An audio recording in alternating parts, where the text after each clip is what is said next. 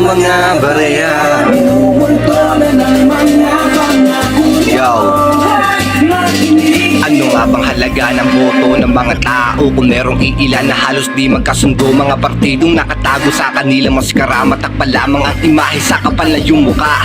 Ang dami ganito mga purulang salita, ayoko maging bias, kitang kita ang resulta. Asan yung pagbabago, sinasabi ginagago, ginuguyo tayo mismo ng kapwa pa Pilipino. Masyado ng sakim, pera, kapangyarihan upang di mahalata, handang-handa nilang tapalan ang bulsa na busog sa sariling kalokohan. Ito ang nangyayari sa sarili nating bayan. Imulat ang mata, paganahin daw at isip, matuto magmasid, hindi yung basta pinipilit. Noong sila'y naupo, walang bago. Mga tao nga naman pag salapi ay nagbabago, abusado.